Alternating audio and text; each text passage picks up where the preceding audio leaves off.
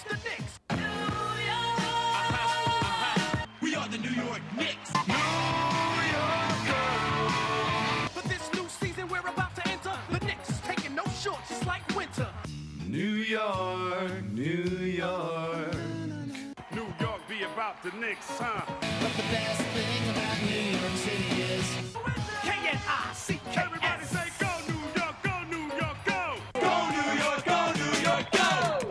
Hey everybody, welcome to the New York Knicks podcast, episode 649. This episode is being brought to you by Autograph. Download the Autograph app and use code NYKP, and you can win a lot of great prizes, such as heavily discounted playoff tickets, signed autograph jerseys. They did last week. They did a Miles McBride autograph signing, and basically you use the app, you view Knicks content, and you get points, and you use those points to have a chance at prizes. So that's Autograph app. Use code NYKP. Mark, how you doing?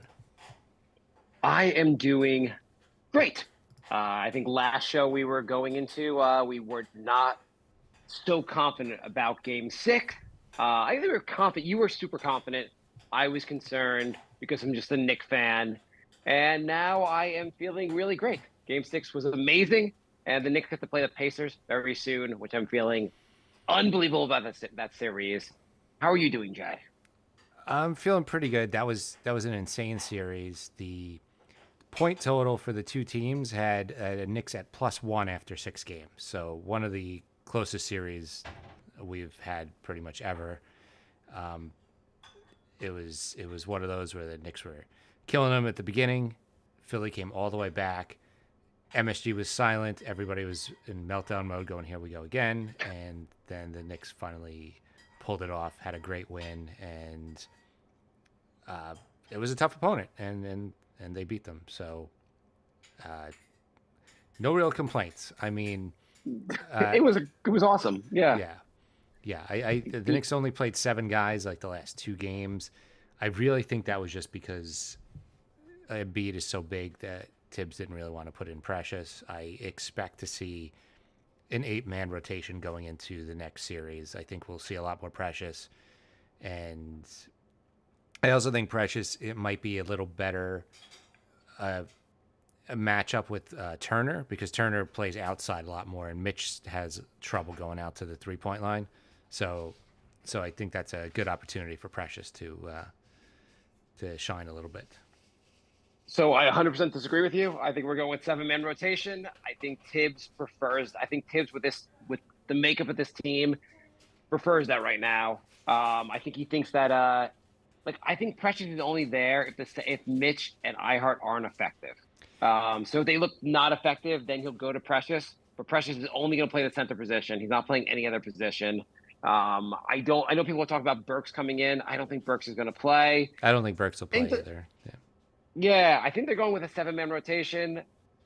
It is what it is. If they had Bogdanovich, we'd go with an 8-man. But you got to go with what you have. And you know what? Indiana's playing an 8-man rotation. It's not like they're playing like a 10-man rotation. They're playing one extra guy. Some other guys get in here and there, but they're basically playing 3 guys off the bench. I get it, but that one extra guy means that other players don't have to play 45 minutes a game. I don't think you can win 4 straight rounds playing 7 guys. I don't think it's ever been done before. I don't think it ever will. It's just too much. Okay, well, the Knicks are going to try that, so we're going to see how it goes.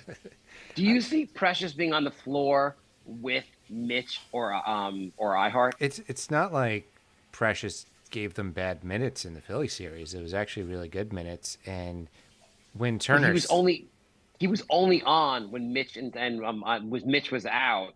Like Precious is only. You think Precious is going to play play power forward at all? Probably not, but I think you could play Precious when Turner sits. Right. I mean, you could play Precious if Mitch or Ihart are not in the game. Yeah. They're both not in the game, but I think his preference is going to be having Mitch and Ihart out there. And unless they struggle, Precious is not playing. I mean, not even if Turner sits. I just think Precious is a better defender for a Turner type of player. You think so? I do. I mean, it's reasonable to say that because he can shoot from far. I don't think Turner is the best. I think Turner's 3-point shooting is Like, not that you want to let him shoot threes, but I don't think he's going to kill us. He's not the one I'm worried about for threes. Well, don't look at his numbers for the prior series then. Oh, was it that good? Yeah, it's like 48% or something. Oh, motherfucker. Oh, God damn it. Now I'm worried. Yeah, he destroyed Milwaukee from 3. It was insane. So the series we just had was awesome. We're biased as Knicks fans, but like this was maybe the best first round series the last decade or whatever. This was an awesome series. Knicks won, very close. I think also beyond the 1 point difference between the teams, I think Brunson and Embiid had a 1 point difference also, with Brunson scoring 1 more point than him. Brunson had insane statistics for the series. I think he averaged 35 points a game, 9 assists for the entire series, averaged 41 points over the final 4 games. He averaged 41.8 points, 10.3 assists, just absurd statistics. Mm-hmm. He's on pace to have the single greatest scoring postseason in Knicks history. He's averaging 35.5 points a game. The second highest is Bernard King. Third is Ewing. Fourth is Melo. Brunson has been absurd. Are you worried about the Pacers? My first question for you, actually, Jay, is forgetting if you're worried about the Pacers, will you be more disappointed if Knicks lose the Pacers than if they lost to the Sixers? No. That a crazy question? No, I don't think it's a crazy question. I just think the losing in the first round, I think in general would have been more disappointing. Also, the way all those Philly fans just kept popping up in all our mentions unprovoked, it made me want to beat them even more. Also, like there's no Embiid on the Pacers where I feel like he's just like they're flopping and they're playing dirty. Like if they're playing like that, I really, really want to beat that team. Like that's the way I feel anytime. Like if the Knicks played a James Harden team, like anybody who's flopping or playing dirty, I really want to beat them. So I think the Pacers fans will pop up in our feeds. I know they will. I mean, last year Heat and Cavs fans did too, but I don't expect them to be as ridiculous as the other 3 teams for some reason. I don't know about that, but we'll see. So here's how I think about it. Like the Philly series was all those reasons you gave were great reasons. Embiid's a bitch. There were so many annoying things in that series, and you really wanted to win that, and I would be insanely disappointed if the Knicks had lost. Mm-hmm. But the difference here, I feel, is that Embiid is still one of the best players in the league. Maxey looked insane, and Philly, despite that they're a much better team than their record, they are a better team than the Pacers. I feel like the Knicks have been given a gift with the second round. If they played the Bucks with Giannis, I would have said, well, Giannis is tough. This is a tough series. Like I would take the loss if we lose and be like still satisfied with the season. I think I'm set up to be more disappointed if the Knicks lose to the Pacers because you've been handed a gift. Not that this is going to be an easy series, but the Knicks are flat out a better team than the Pacers. I can't say the Knicks were flat out a better team than the Sixers going in, but here, Knicks are flat out better. Yeah, it would. If the Knicks had to play a Giannis Bucks team in the second round and say they won, they would have had to play 3 out of the top 5 MVP finalists in 3 straight rounds with Tatum, Embiid, and Giannis. That's just insane. So I think it's going to be a completely different series because Philly was really good defensively and Indiana's really good offensively. And not good defensively at all. So it's terrible defensively. Yeah, so it's a completely different series. My only concern is that they play at such a fast pace, and the Knicks being as shorthanded as they are, is fatigue going to be an issue? No, there are a lot of concerns to have going in. I think the Knicks are a better team. They should beat them. I feel like if I look at those 2 teams, I feel like Philly, I could have accepted at some point a loss to them and been like, hey, we'll come back with Randall. I just like. It's just going to be really disappointing to lose to the Pacers when you're just the better team. Yeah, but there's another series where I'm like, I really would have liked to see Randall against Siakam. Yeah, absolutely. I posted a question, asked people what they were worried about going into the series, and there was one comment I thought was interesting. I mean, there were plenty of good comments, but this comment was by Noah Harris. Wrote, as a Pacer fan, My biggest concern is if the Knicks can control pace and dominate the boards. Games Bucks took, it was dominant on the offensive glass and slowing us down with made shots. You will not win a shootout with us versus the Pacers are the freshest team due to high bench usage. Though I really think the bench, I'm looking at all the games, they really played mostly three players off the bench. But Was it McConnell, Toppin, and Nesmith? Shepard? no, Nesmith starts. Shepard. Shepard. Shepard's a rookie. They don't seem to play their other. I guess Obi beat out the other power forward guy. Right. Jarris Walker. His name is. Yes, Jarris Walker does not seem to play very much. But there's been scattered minutes, but they seem to basically go with these three guys. So as far as the boards, to beat the Pacers, the Knicks have to dominate the board. This is like a no question thing, and the Knicks should be able to do this. Yeah. Yeah. How do you think the Knicks are going to be able to control the pace? I think that's going to be tough. I mean, maybe because their defense is so good. Like, if you're, if they're, I don't think they're going to be able to go on a fast break as much with the Knicks defense. I think the Knicks have to get turnovers. When they had OG, they beat the Pacers. I think they got to get turnovers. They got to. I mean, I guess the things I'm going towards are I don't think Halliburton's as good as he was earlier in the season. And I think Knicks can slow him down anyway. Yeah. The real thing is the Pacers get hot from three. That's the biggest concern of all. Yeah. When they're just hitting their threes and just not with no like they have a bunch of guys that can shoot threes. I didn't realize Turner was crushing it last series. I don't know. How do you think they? I guess they slow them down with their defense, which is the Knicks. I just feel the Knicks defense beats the Pacers offense. Yeah. I mean, want to just do matchup by matchup? Let's do it. Why not? Okay, so and who's going to guard? Do you want to do it based on position to position, or who we think is going to guard who? Let's do who I Just think. like Naismith is their small forward, but OG's not going to guard him. I think OG's guarding Siakam. Yes. Okay. So let's start with that. OG and Siakam. Okay. I'm taking OG. Well, Siakam is going to be better offensively, but I think I think OG will neutralize him on offense. Flat out, I give OG this, but I'm biased. What do you think? I think this matchup is very close, because of what you said. Like, even if OG limits Siakam, it'll probably be almost a wash points wise. Just Siakam generally scores more in anyway, so I think that one's going to be very close. I don't want to ruin this for you, Jay. I'm going 5-0. Okay. Okay, so I'm taking OG over Siakam. I guess it's definitely close, but I have much more faith in OG than I have in Siakam. Center position: Miles Turner versus Ihart. I am taking Ihart because I know Miles can shoot the three and blah blah blah. I think Ihart will kill him on the inside. Miles, the most biggest danger is Miles pulls Ihart away from the basket too often on offense. But I think Ihart on the boards, he's going to be great on the boards, the block shots. I'm taking Ihart over him, and sure, it's close. What do you think? I think it's close. I would probably give the nod to Turner on this one. Okay, I didn't know you weren't a Knicks fan. Halliburton versus Brunson. Yes, Halliburton's. He's so amazing. Oh my God, Halliburton. Brunson's better. Yeah, I mean that's the easiest one.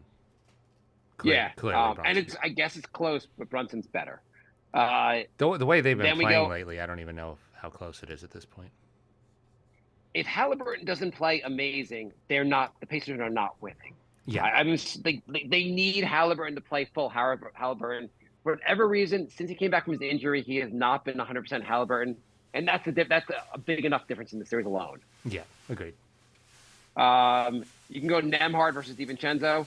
Nembhard was shot really well last series. Mm-hmm.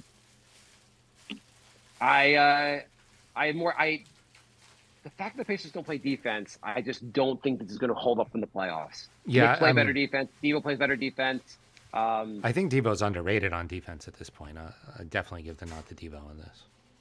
Yeah, and I guess I said based on who they're going to guard, and I guess in fairness, actually, I mean, I guess I compared Brunson and Halliburton, but I don't think Brunson's guarding Halliburton. I'm assuming Debo and McBride are on Halliburton. Yeah, most likely. Yeah, but I'll compare them against Nembhard so we can win 5-0. And Naismith versus Josh Hart. Naismith is was one of the best 3-point shooters in the league this year. He's a very solid player. He looked better much better than when he was on Boston. Josh Hart has just been amazing, and he hit that amazing 3 in Game 6. Yeah. I don't know how you could pick against him. Yeah, it's a lot of these matchups are just offense versus defense.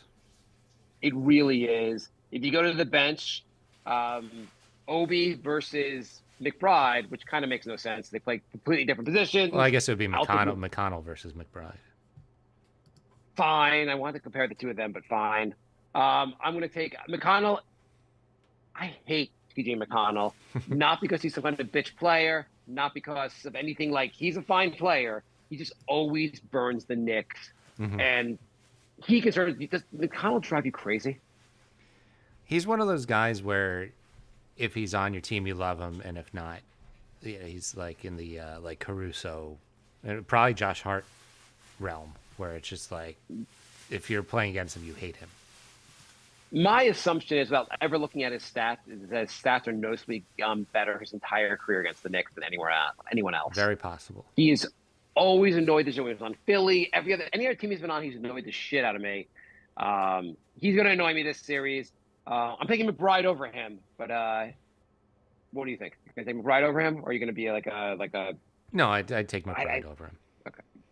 Okay. So Obi, I guess, is versus Mitch. Yeah, it would have to be if the Knicks are only going to play 7 guys. I mean, Mitch versus everyone else on the bench. yeah, I mean, Obi's been playing small ball 5 and the 4, so yeah, Obi, Mitch. I guess it would be Obi and either Obi had and Shepard. Yeah. For Mitch, or if you want to say Precious might play, then it would be like whatever. Shepard's a guard, I guess. It's almost really like McConnell and whatever. We're playing 7 versus 8 here. Yeah. Obi, if you put him against Mitch, I just take Mitch any day. And I would take Precious over Obi. That's in a heartbeat also. Yeah. Obi had one really good game, Game 6. He played great, shot the ball really well. Obi's not beating us. He'll have a couple shots. I'm not concerned about Obi. I don't think he plays a lick of defense. I don't think he's the most. All the good things about Obi. I don't think he's a high IQ player overall. I think just an example when he just went for like a windmill dunk against the Knicks in like a game and just like for no good reason and missed the dunk. Yeah. It's like in game you do not go for a highlight reel dunk. That's just like a dumb play, Especially whether down. you're hit it or not. Especially in a close game too. Yeah. So I know you can say the matches are close and blah blah blah. I easily give this to what's your prediction for the series, Jay? I think 6. Yeah. I'm gonna say Knicks in 5. Mm-hmm. I hope so. I think I used my crystal ball. I had said the Knicks in 5 over Philly. I think I just got it the wrong. I had the wrong series. I knew the answer, but I had the wrong series. It was Philly in 6, and Knicks in over Philly in 6, and the Knicks over the Pacers in 5. I don't think it'll be a slugfest. I think the Knicks will come out. Like one thing that you could be worried about is the Knicks will not take the Pacers as seriously. They come out after the slugfest and have a letdown after that. I don't think the Knicks are the kind of team to do that because Tibbs trains them to fight every night, and Brunson and the crew, like, they're going to take this matchup hardcore seriously. Yeah. I don't think, and I think they know the history between the two teams too. I don't think they're going to take it lightly. Tibbs, after Game 6, said in the post-game interview that he was giving the team until midnight to celebrate, and at the time of the interview, I believe it was 11:57. So. He's definitely going at it. He's a psycho when it comes to basketball. Yeah. I don't think he looks at the first round of any reason, especially after being in the second round last year. He wants, at the very least, to be in the conference finals. They asked Brunson. So again, Carlisle coached Brunson when he first came into the league. He limited his minutes in the playoffs, and they basically asked Brunson like, "Well, playing against Carlisle and the fact that he just played you 10 minutes in Game 7 of the 21 playoffs, will that like be extra motivation because you showed this coach?" And basically he was like, "In all honesty, I said this last time. You're in the playoffs now. There is no extra motivation." I like That that was attitude. a great response. Yeah, I like that attitude. Yeah, it thought it was a great response. And as far as that, they asked Tibbs some questions. I thought it was also interesting. They asked him on understanding the challenges that face the Pacers. Pacers will give the Knicks. He said, "We got to study them well, know them inside and out. When the ball goes up, we have to be strong on both sides of the ball." I think Tibbs is studying that team so hardcore prior to tomorrow night's game. Yeah. He said possibly expanding the rotation. He said we could. You have to look at who they're playing as well. They've cut back, so it's all about matchups. Okay, so I mean, we could see Precious, we could see Alec Burks, depending on matchups. No, I don't think Alex Burks should even pack sneakers. I don't think Burks is playing. I would be shocked if he's playing. Outside of a game where they blow a blowout, I don't think he's playing any meaningful minutes. I see what you're saying about Precious playing. I think he could do a good job against Turner. I just think basically he's only coming in if maybe Tibbs decides to give his center some extra rest, and there's a 3-man rotation for the center position. I just don't think, unless they're sweeping the Pacers, I don't think it's a good idea to keep playing everybody 40-something minutes a game. Okay, Like, but when I say think 40-something, I mean like 46. Like, you can get that down to like 42, 43. Like, I know it's only a few minutes, but sometimes that's all it takes.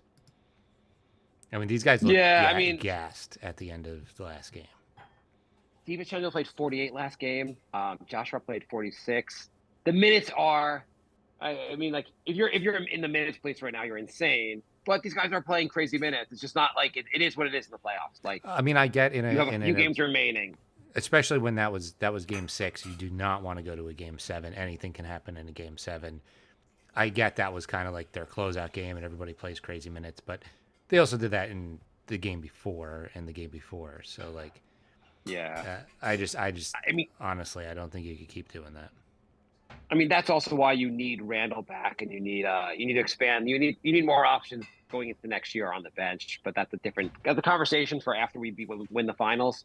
As far as I'm looking at the Pacers, like their game 6, Nembhard had the most minutes at 37. Mm-hmm.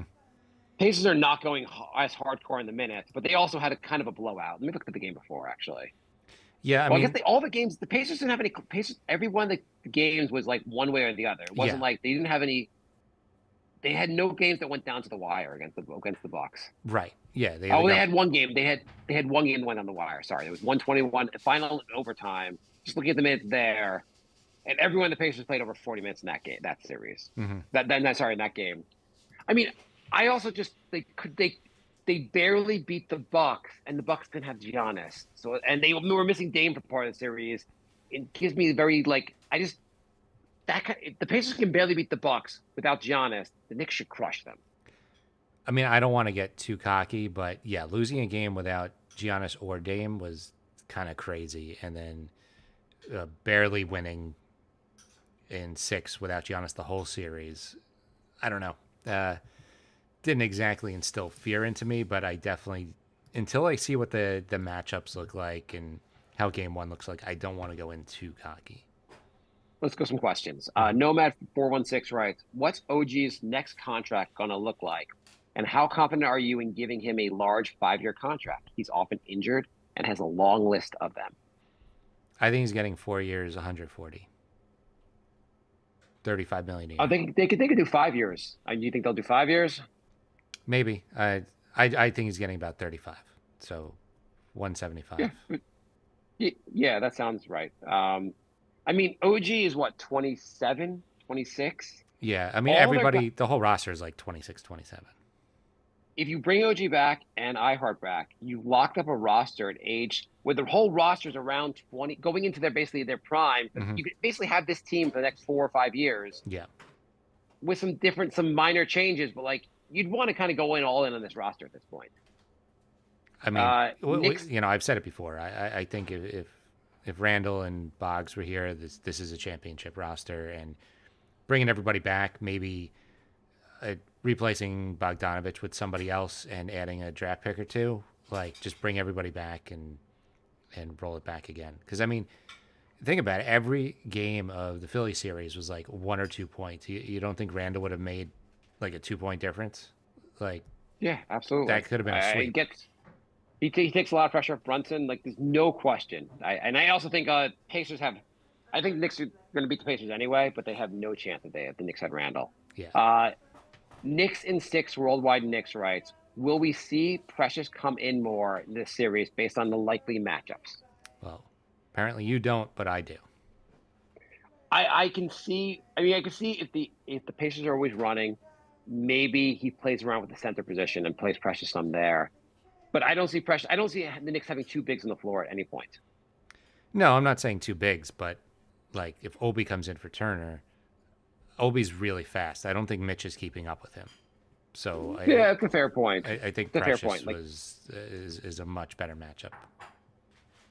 You think he's a much better. So, I guess if Obi is the 5 ball is the center and the small center, the small ball center.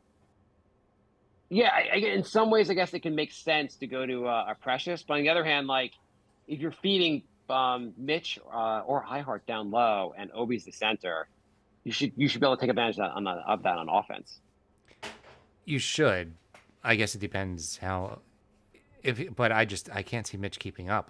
Like if he's getting burnt every time down the court, like that's going to be a problem. Yeah, I mean, I guess you're right. We have to see how this goes. Ty writes, who will be the X factor for both teams in this series?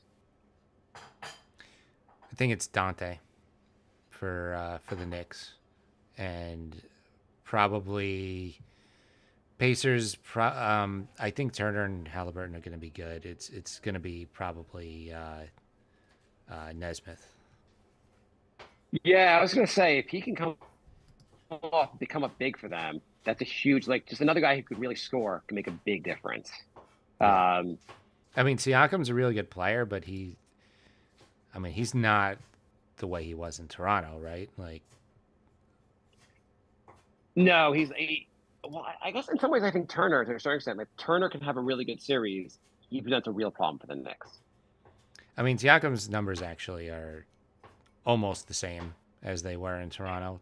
He's shooting way better from 3, but he's shooting worse from the 3 free throw line. I mean, yeah, he's about this. I guess it looks like he's playing about the same.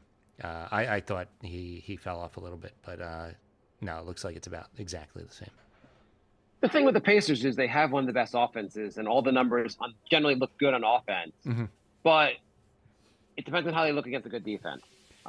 Usually defenses can't keep up with them. The Knicks have a defense that can keep up with them. Yeah, I mean, we saw with the Denver-Minnesota series that Denver looked amazing on offense until they came across the best defensive team in the league, and they didn't look so good in game 1.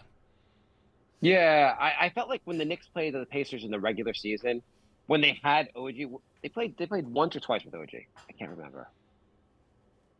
I think once, but whatever. I just felt like I remember at least that one game where it seemed like the Pacers tried to keep pace for the first half, and the Knicks defense just warned them in the second half. It was a third quarter where it seemed like the Knicks took over. Tony Gonzalez writes, the biggest topic, in my opinion, will Tibbs go to an 8-man rotation, and who will it be? We're talking about Precious being in the rotation. There's no one out. Like, do you see them playing Alec Burks? You really think he might play him? I don't think they will, unless somebody gets into foul trouble. Like, I think 2 people have to. If you have like Dante and Brunson both get into foul trouble, then maybe you have McBride and Burks. But I think for the most part, if only one guy gets in foul trouble, you're gonna just see a lot more of McBride. I'm not ruling out Burks because he's not as bad as we saw the last quarter of the season, but I don't think he brings something that the Knicks necessarily really need. He's dealing with some kind of shoulder injury that may make his shooting worse. He Okay, looked well, atrocious. if his shooting's worse, then yeah, there's no. I'd rather see Shake Milton out there. Yeah, but they're not going to play shit. I just don't see the Knicks. Like the Knicks' depth right now is painful with only having 7 guys you really can rely on, or maybe a Precious who only can play the position that our 2 centers play, but not having any more guards, I guess, basically to play, or even just like a guy like a Bogdanovich to play. It's frustrating, but it is what it is, and they can correct this in the off season. But they Yeah, can't let that be a factor in losing the series. yeah. The biggest problem is that Hart has shifted over to the forward position Yeah. because of the injuries, whereas Hart and McBride is you don't need anybody. You don't need any more backups. I'm assuming Josh Hart is going to continue to play 44 minutes at least a game. They're going to continue to go hardcore in the minutes for these guys and just see what happens. I think OG will just test his elbow. Like I think the theory with Tibbs will be you only have a few games here. It is what it is. We have to play every game like it's game 7 in terms of minutes, and let's just see how it goes. Yeah, If Tibbs was another guy asked gets about. injured, we're screwed anyway. Tibbs was asked if he thought about taking Hart out at any point, and he said he never thinks about taking Hart out. So there's that. You know what I found interesting about this roster is removing Randall because he's injured. Pretty much everyone in this team, even with OG to a certain extent, in their previous roles, they had to fight for more minutes. Like if you look for like Brunson was a backup, Devo was a backup, iHeart was a backup. Well, even when Devo was starting, he was like the 4th or 5th option. Yeah, he wasn't playing insane minutes. Like he could always use more minutes. Mitch was always struggling to get more minutes, even when he was starting, like he wasn't getting crazy minutes. Josh Hart, the same with a backup. All these guys, basically McBride, obviously, like couldn't even get like on the floor for any kind of steady playing time. These are all guys who are like, if my biggest problem is having too many minutes, things are going really well for me. Yeah. Like they're all, yeah, I think they're all guys that are like just be super happy to have all these minutes. For now, yeah. Okay. I mean, I don't also think you want to like, do that just- over the course of like 82 game season, but maybe for the playoffs, they're happy with that. Yeah. No, but that's why you draft players. You try to make some corrections in the offseason. We're dealing with injuries. Also, if everyone wasn't injured, then you have Bogdanovich and Randall and no issue. No issue. I mean, the only issue then is probably not enough minutes. Daniel on Facebook writes, I'm worried about McConnell of all people. Deuce had a tough time covering him from what I recall. How do we stop him? I also think Deuce will have a great series here. He torched them in one game this season. Yeah, I mean, I think we're also playing with a much improved Deuce as well. Yeah. Like the first time, like Knicks had that one game where it was right after the RJ IQ trade for OG, but those guys weren't here yet. And Knicks got blown out. Dante had a crazy good game, but the Knicks just like were so shorthanded they couldn't keep up. That was obviously not the team that we were. Like the teams have evolved. Both teams have evolved a lot. I mean, obviously Pacers added Siakam. The Knicks are just a much better team than they were even when they last played the Pacers. Agreed. Yeah. Yeah, it's going to be interesting. It's going to be really interesting. Knicks got it. So one concern I have is who is going to do the scoring for the Knicks? Brunson, I'm going to pencil him for 35 plus points a game, but who else is scoring? Well, that's why I said Dante's the X factor. If he's hitting his threes, it's a completely different team. We can't put all of the offense on Brunson every single game either. Just like the minutes, like I don't think that's sustainable. Even if a guy's going off, he's going to have an off game once in a while. And I know the Knicks won both of his off games in the last series, but I wouldn't count on that. I just think maybe Precious is a little more aggressive. Dante plays more like he did last game. And if McBride keeps playing like this, it's more of a well-rounded team than you would think based on the fact that Randall and Boggs are out, and both of those guys are like volume scorers. But I think it's just going to take a little more consistency from everybody else, because I felt like during the Philly series, you never knew if a guy was going to have a terrible game or play really well, Right. and they just got to be a little more consistent. Maybe Indiana's lack of defense helps with that consistency.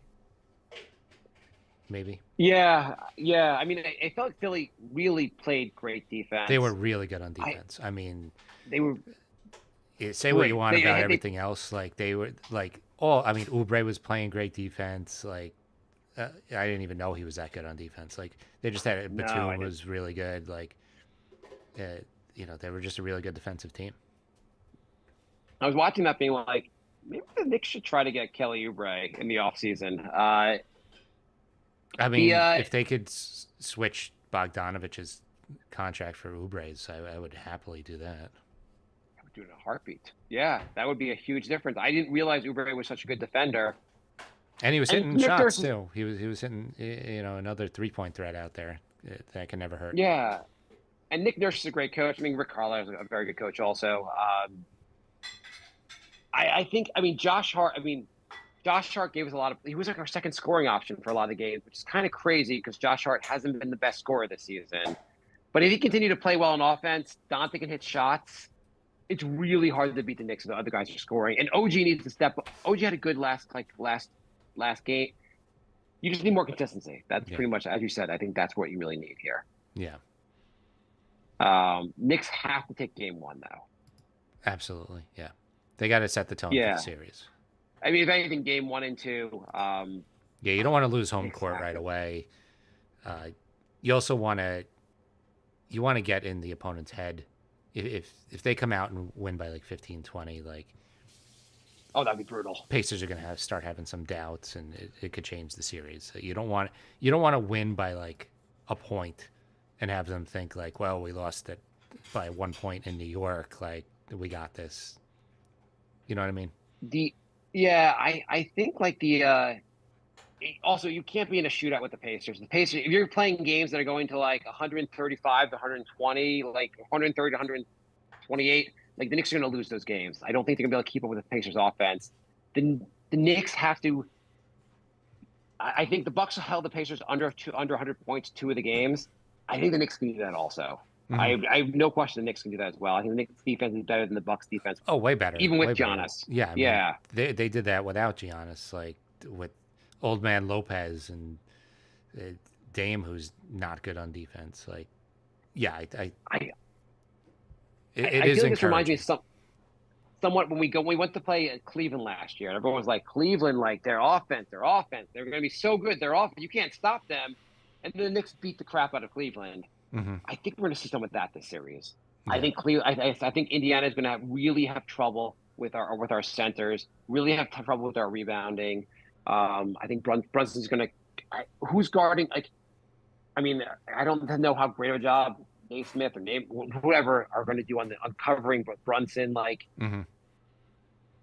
I feel like Rick Carl's a great coach. He can't make up for the fact that these guys, he doesn't have really good defensive players in that team.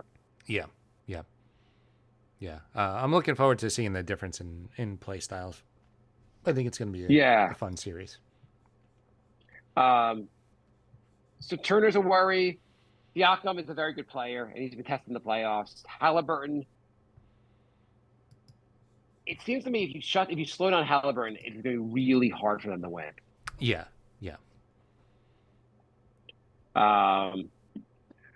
You want to talk about the other series? You want to keep talking about this? Yeah, before we go to the other series, we are going to be at Stout this Friday for the game at 6:30. So if you want to meet up and have some drinks with us, if you want to watch the game with us, I'm going to reserve a table. So let us know by Tuesday. You can send us a message on Facebook, Instagram, Twitter, Patreon at NY Knicks Podcast. But the best way would be to email us nyknickspodcast@gmail.com. Yeah, we'll post this on Twitter also that we're doing this. And just looking to have a small group of people there. Whoever can make it, great. We're going to watch the game and have a good time rooting for seeing the Knicks. It'll be game 3, right? Yeah, game 3. Yes. So we'll see the Knicks go up 3-0. It'll be really exciting. I'm hoping they win in 4 because I have to work out of state the following week and I don't want to miss any games. So hopefully they win in 4 while Boston and Cleveland make it 7. So I miss 0 games while I'm away. Yeah. Also, just want to see the Knicks get some extra rest because they're all playing 48 minutes the whole series. That would also be very, very nice. Yeah.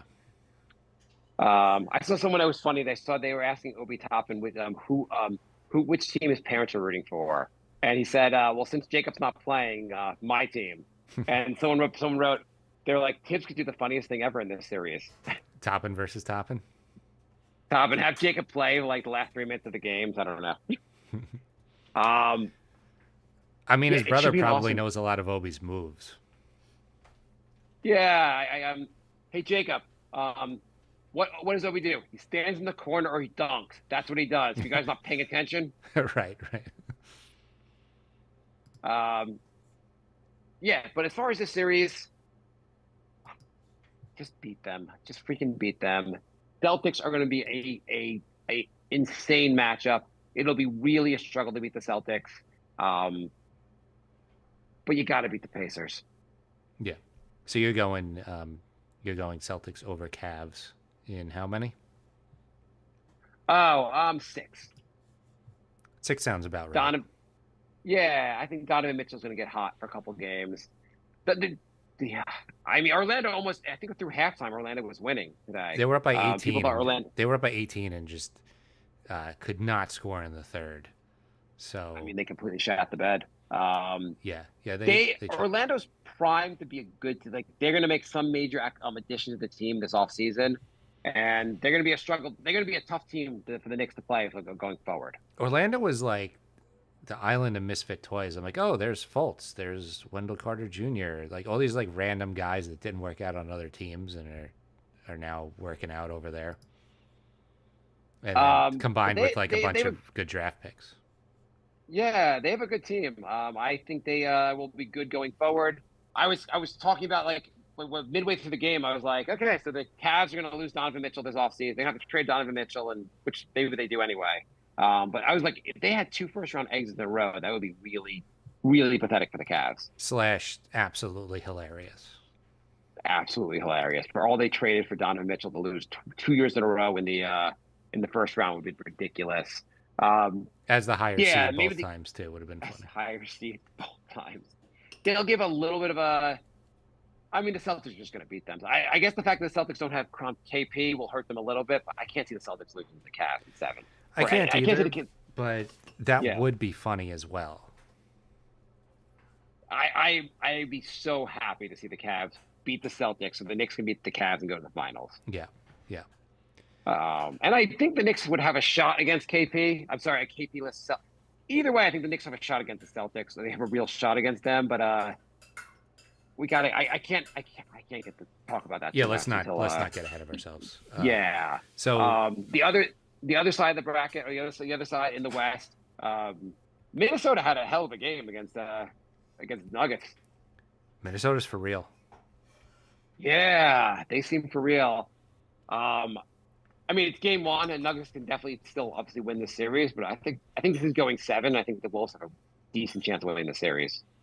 So any surprises before that? Minnesota sweeping Phoenix or Denver beating the Lakers in a gentleman's sweep? Sorry, what did you say? Is there any surprises with the first rounds for Minnesota and Denver? Oh, I mean, I would say I was surprised that the Suns put up so little of a fight. I thought the Suns would have won one game against the team. Did they win one game? They didn't win one game. No, they got against swept, Minnesota, right? which I find pretty crazy. Like, I had a feeling trading all their depth for Beal wasn't going to work, but to get swept is just embarrassing. I thought it was a terrible trade from moment one. I didn't understand it at all. But at the same time, I didn't think they'd get I mean, you have Kevin Durant. You think he just steps up and he can get you to a win in the first round of the playoffs. One game, not even winning the series, just one win. The Kardashian curse is a real thing. I'm telling you. Durant will not be on the Suns next season. I can guarantee it. There's just no way he's on the Suns. How is he going to justify hopping teams again? I don't think it's going to be his decision. I think the Suns are going to say, we are going nowhere. Let's trade Durant and figure out how to move forward this roster. Try and just play. You know what the funniest part is? Beal has a no trade clause. He doesn't need a no trade clause. No one wants. No one wants to trade him. I know. Nobody So, wants his 3 years and 150 million left or whatever it is, but it is funny that even if they found a sucker, he could just be like, nah. I feel like the Phoenixers were like, well, we can't trade Beal because of the no trade clause. Beal's be like, I waive it, and they're like, well, we can't trade you because your contract's absurd and you're not that good. Right. Did he get like 7 I- points in the closeout game or something insane like that? Something insane. I saw online actually a proposed trade. It was Durant plus I guess a draft pick or two. But basically a Durant Embiid swap. What do you think? They said who says no here? I mean, roster wise, I feel like it makes more sense for Phoenix because Nurkic is, whatever. I mean, you still have Booker, you still have Beal, I guess. Obviously, Yeah, but I feel like now. Embiid fits better with the two guard lineup. But Durant on Philly, like, does that make them even better? Like now it's just a weird roster. What do you have? Durant playing center? You're not playing Paul Reed. I think you go get a center somewhere else, but like Maybe you get Nurkic. I don't know, you have Durant, Maxey. That seems like a pretty interesting. I mean, I don't know how you get to the next level, but like it would be a pretty interesting trade for both teams. Like both teams are stagnant right now. You have to figure out how to move forward. I don't know. The reason I think the Suns are going to trade Durant is Booker's like 5 or 6 years younger. I think that's it. Like I think you're going to say like I'd rather a 30-year-old Booker than a 36-year-old Durant. Yeah, and if you're Philly, maybe you're like Embiid is probably never just going to be healthy. He's never going to be healthy. Yeah, that's a big like. And do you want to count on Embiid being healthy next year? Like, are you going to like you really think this is going to work out next year? Right. I mean, this is like 10 years. How many years has he been healthy? Like 2? He's not healthy. And that was the thing people said also. They're like, well, maybe the Philly should have like thrown this season just like because Embiid was going to be healthy in the playoffs, and Embiid looked fine in the playoffs, but he was like a little bit hobbled. But you also look at him, the Philly might say like, Embiid may never be healthy. We just need to go for it every year with Embiid because we don't know if next year will be even worse with his health. Yeah. I mean, he was limping, but like, how hurt can you be if you're putting up 50 points? He had enough shots. I don't care whatever conditions he had and blah blah blah. He seemed well enough to like put up. He was well enough to make tons of shots. He just wasn't well enough to like win the game. Like it's an excuse except for the times when he was hitting shots. Yeah. But I thought that was an interesting swap. And then or maybe you do Durant and Nurkic, so that yeah. Philly I mean, has a I center. forget. Maybe you move Nurkic also. Yeah, you don't need him anymore. So maybe he's in the trade as well. Mm-hmm. So then the Mavs Thunder. So Mavs beat Clippers. What did you think of that? We had back-to-back vintage James Harden playoff games, which was just hilarious. Also, Westbrook just started going nuts and he was swinging at people. He went something like 6 for 32 or something like that in the last few games. Like, just couldn't hit a shot. So between him and Harden, Dallas they got some good big men. That was always their weakness. They made some good moves getting Gafford and Washington at the trade deadline, and it looks like it's working out. And then Kawhi just got his annual injury, and so I don't know. Guys, don't worry. I will schedule this injury for the playoffs every year. Clippers having Harden, George, Kawhi, and Westbrook and losing in the first round is almost as embarrassing as Phoenix. I would say not as embarrassing because Kawhi was actually injured and Phoenix was healthy, but it's bad. I mean, Kawhi for Durant, Kawhi for Embiid. I guess no one's going to trade for Kawhi because they're like, well, he's just not healthy ever. Yeah. On the other hand, Durant is like 36, so like, how much longer is he going to be productive too? It's amazing all these star players that are all out in the playoffs now. Like the old guard is all out. I mean, LeBron, Curry, Durant, like they're just all out. Yeah. Like the league has moved on from Harden. They've moved on from The Clippers, what do you do for the Clippers? Are you really going all in on this roster again next year? Like maybe you make some moves, maybe you blow it up. They signed Kawhi to an extension. Now Paul George is due for an extension. He's going to want like 50 million a year. He didn't look particularly good in the playoffs either. Do you sign him? 34 years old, 35 years old. 34 years old with a bunch of injuries. Do you pay him 50 million a year going forward? Like someone asked me, they said like, well, what about trading like the Knicks don't work out this year. You trade Randall for Paul George. I was like, Randall's much younger. Despite the freak injuries the last 2 years, Randall doesn't really seem to get injured. Yeah. And Paul George is injured all the time. Paul George is awesome, but like I don't know. Like I'd rather just take Randall 100% of the time on this team. Yeah. There's no way I'd want Paul George at his age and his contract.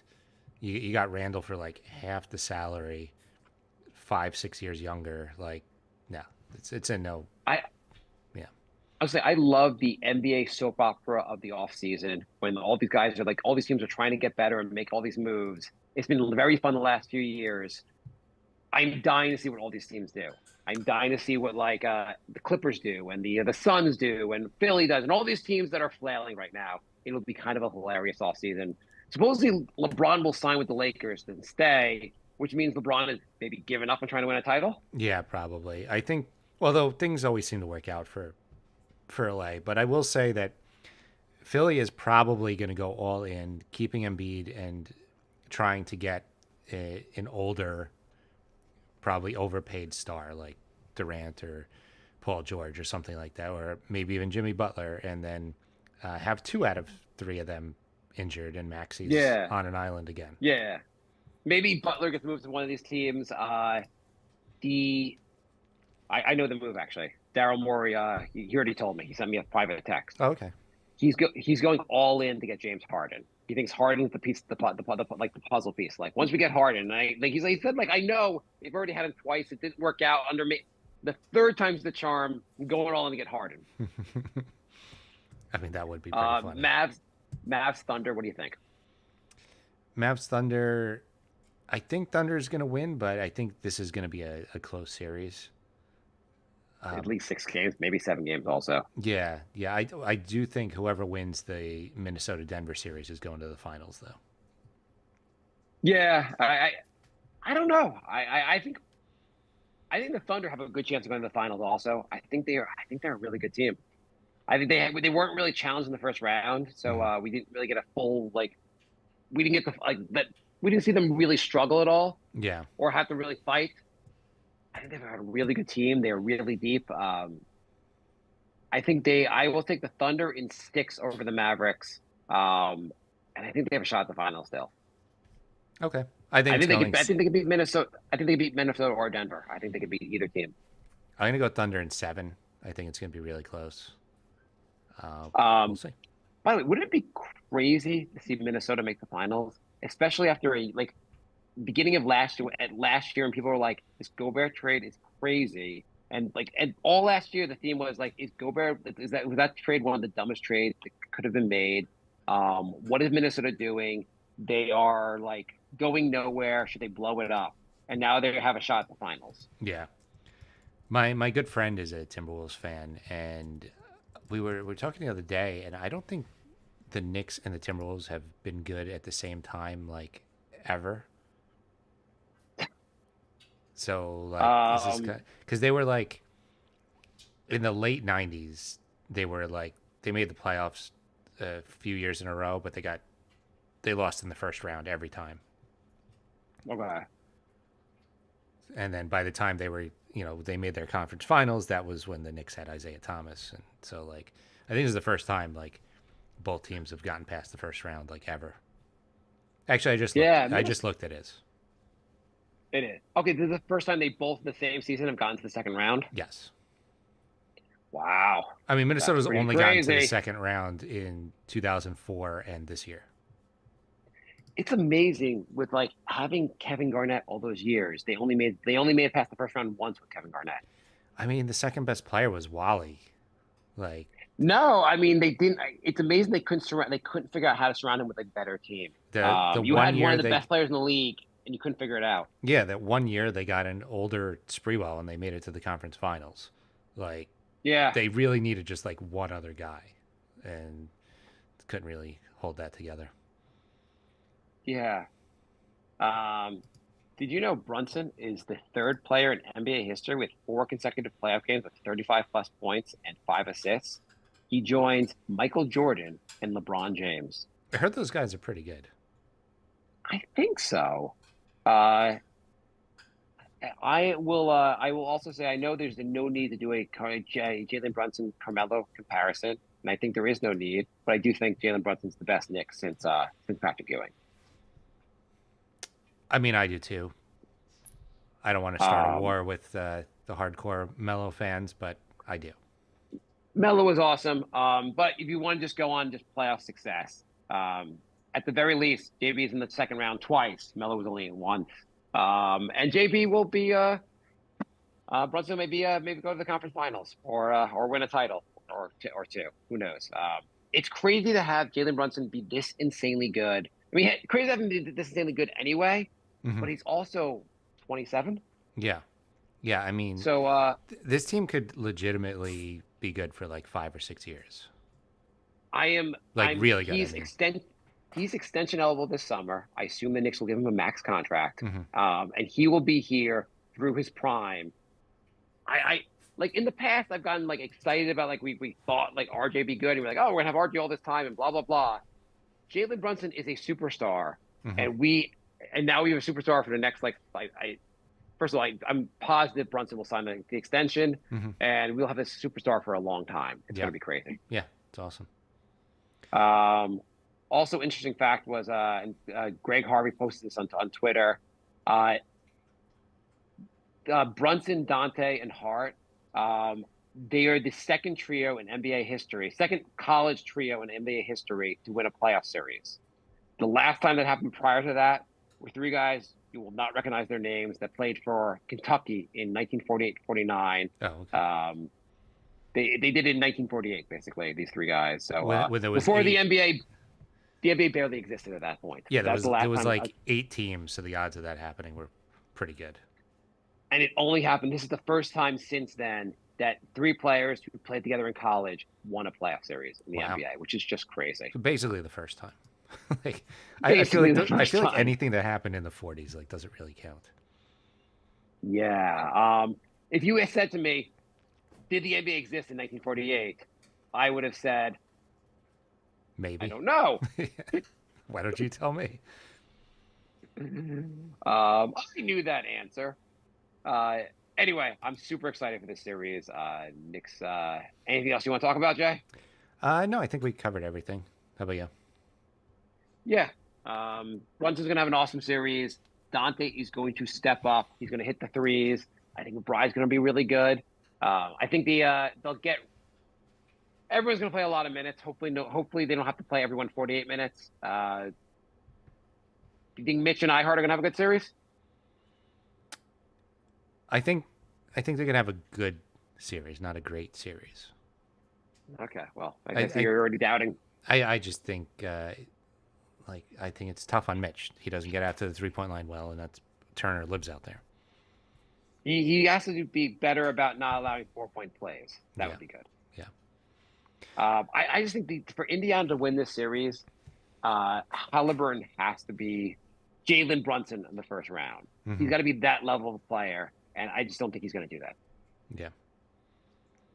All right, so download the Autograph app, use code NYKP, and win rewards, and email us nyknickspodcast@gmail.com if you want to have some drinks with us at Stout this coming Friday at 6:30 p.m.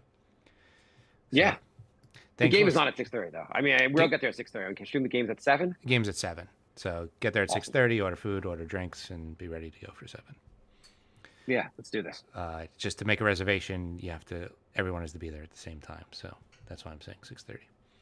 All right. Okay. So, yes, thanks for listening, and we will be back soon. Knicks in 5 or 6. Goodbye. 5. Okay. Don't stop it, Jay. Okay. Bye. Our next show will be a happy recap on the Knicks dumbing. Sounds good. Go.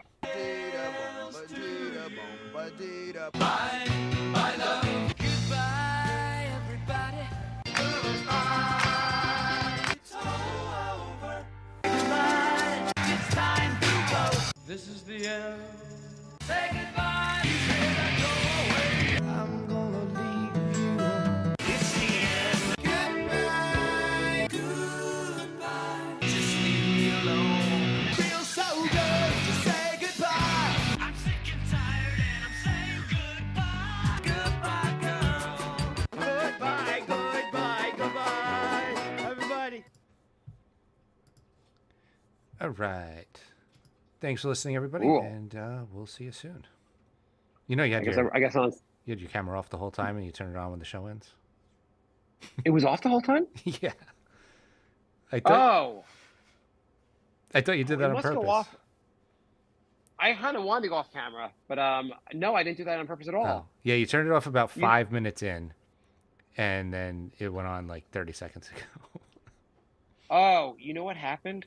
So at home when I do it with the computer, I'll go to other screens. When I go to other screens, the camera just stays on. But I'm doing it on my phone, and I thought the camera just stayed on when I went to other screens. But I kept going to other screens. I didn't realize the camera goes off when I do that.